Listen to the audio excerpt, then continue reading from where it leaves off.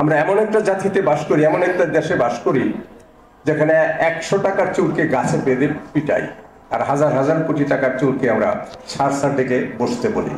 আমাদের এই মানসিকতা পরিবর্তন করতে হবে। মুক্ত হবে, একটি সুন্দর সমাজ তৈরি হবে, উন্নত সমাজ তৈরি হবে, যেখানে সমস্ত নাগরিক সম্মানের সঙ্গে বসবাস করতে পারবে। দুর্নীতি করার কি করে ফাইল নাকি মন্ত্রী সাহেবরা সচিব মহোদয় লিখে দেওয়ার পরে করা যায়, তখন স্বাক্ষর করে। কিন্তু সরকার পরিবর্তন হয়ে গেলে মন্ত্রী হয় আসামি আর সচিব মহোদয় হয় যায় সাক্ষী। 8 বার উমরা হজ কইরা যিনি গতকালকে আমরা পরশুদিন আমরা ধরছি 125 কার্টুন সয়াবিন শেষে ট্রিপল দিয়া ডাক্তার আছে কারণ বাজারে, তারা ধৈর্য আনা হয়েছে ওইখান থেকে যে আপনি ওগুলো রাখছেন কেন। সে মন নিজেকে খুব ইমানদার বলতেছে, স্যার আমি 8 বার উমরা করছি। তো এইটার জন্য মুখ্য ভূমিকা কিন্তু পালন করবে যারা দেশের রাজনীতি করে, দেশ পরিচালনা করে, এবং রাজনীতিবিদ যারা রাষ্ট্রীয় নেতৃত্ব থাকে, এই দায়িত্বটা কিন্তু তাদেরই। তারা যদি এই দায়িত্বগুলো ঠিক মতো পালন না করে, তাহলে এই যেই রাজনৈতিক দল ক্ষমতায় যাবে তাদের থেকে যারা মন্ত্রী হবেন, এমপি হবেন, তারা দুর্নীতিমুক্ত না থাকলে, যাদের মাধ্যমে এই রাষ্ট্র পরিচালিত হয়, সরকারি কর্মচারী কর্মকর্তা, বিশেষ করে প্রশাসনে যারা আছেন, তারা তো বাংলায় পড়েও পানি সম্পদ মন্ত্রণালয়ের সচিব, আর ওই আরবি ফার্সিতে পড়ে তারা হচ্ছে মৎস্য সম্পদ মন্ত্রণালয়ের সচিব আর একজন কৃষি সচিব।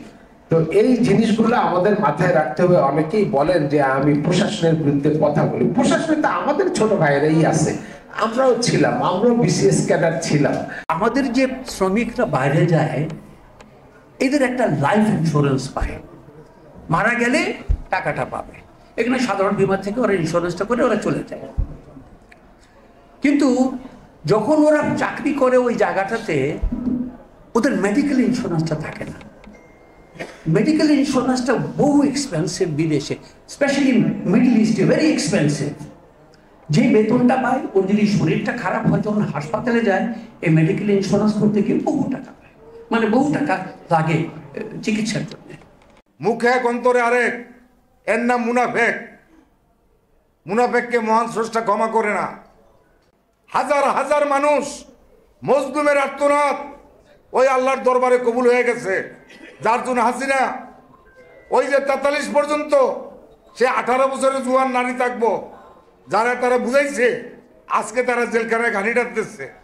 ওই বাটপারগুলি আর বাঁচতে পারবে না। আর যেগুলি বলাইছে ওই টাকা ফেরত দিল, তাদেরকে ক্ষমা করা হবে না।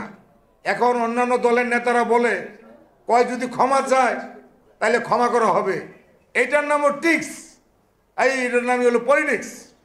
কিন্তু রাজনীতির যে শ্রেষ্ঠ আবাদত, এই জিনিসটি আমরা ভুলে গেছি। আমি আমার জীবনের বিনিময় হলো বাংলাদেশ থেকে দুর্নীতি নির্মূল করার জন্য আমি আমার চেষ্টা অব্যাহত রাখবো। আমি বেশ পাবো না। মঙ্গলবার দিন দুদকের চেয়ারম্যানের কাছে গেছিলাম, 3টা মন্ত্রণালয়ের অনিয়ম খুব শক্তভাবে ওনাকে বলেছি। একটা এয়ারপোর্ট করার সমীক্ষার পেছনে 136 কোটি টাকা সরকার তছরূপ করে ফেলছে সমীক্ষার নামে। এটা কোথায় হবে?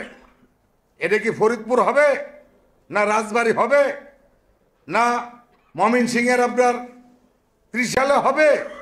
সেই সমীক্ষা নামে 136 কোটি টাকা লোপা। এই মজলুমের হক নাই। এই যে দেখেন, এই একটা লিস্ট, এই একটা লিস্টে দেখেন 17-16 জনের নাম আছে। এই যে সিভিল এভিয়েশনের চেয়ারম্যান এয়ারবাস পাশা মঞ্জুরুল কবির ভুইয়া, সে নাকি শেখ হালালের লোক। এই যে প্রমাণ লেখা আছে, এই যে এডিসি মানে থার্ড টার্মিনালের যে নাকি কোম্পানি। আর এই ক্যাব, এই যে দেখা আছে ক্যাব, ওই ক্যাঙের চাকর হইয়া তার থেকে 3.5 কোটি টাকা অবৈধভাবে বিল নিছে এই চেয়ারম্যান এবং এই 2 সদস্য। এই 2 সদস্যকে, এই 2 সদস্যের একজন হলো কাউয়া কাদের, তার অন্যতম সহযোগী সিভিল এভিয়েশনের সদস্য অর্থ SM লাবলুর রহমান 3.5 কোটি টাকা বিল খাইয়া ফেলছে। আরেকটা বাটপা, এটা হলো আবু সালে মোহাম্মদ মহিউদ্দিন খান। এই বাটপার হলো পলকের খালাতো ভাই, সেই পলককে বিমানবন্দরে উঠাই দেওয়ার জন্য গেছিল। সদস্য প্রশাসন তাকে বহাল রাখছে। যেই কর্মচারীরা পলককে বিমান থেকে নামাইছিল সেই কর্মচারীদেরকে সে কিছু চাকরিচ্যুত করছে, আর কিছু লোককে সে ঢাকার বাইরে পোস্টিং দিচ্ছে। আসুন একটা দুর্নীতিমুক্ত বাংলাদেশ গড়ার জন্য শপথ করি, ঘরে বৈশা দেইগা আইসি জীবনযাপন কইরা দুর্নীতি চাই না এই কথা বললে হবে না। নিজের ভাই, নিজের বউ, নিজের ছেলে মেয়ে, নিজের আত্মীয় স্বজন তাদেরকে ভালো বলেন আর অন্যদেরকে খারাপ বলেন, এই মানসিকতা পরিহার করেন। যদি দুর্নীতিমুক্ত বাংলাদেশ গড়তে চান তাহলে আগে নিজেকে শুদ্ধ করেন, নিজের ঘরকে শুদ্ধ করেন, নিজের পরিবার, আত্মীয় স্বজন, পাড়া প্রতিবেশী তাদেরকে আগে শুদ্ধ করেন।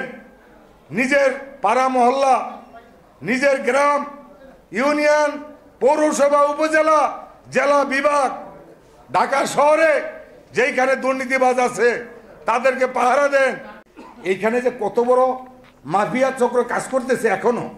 মঙ্গলবার দিন আমি গেলাম দুর্নীতি দমন কমিশনের চেয়ারম্যানের কাছে, কমিশনার তদন্ত মিস্টার আজিজের কাছে অভিযোগ নিয়ে।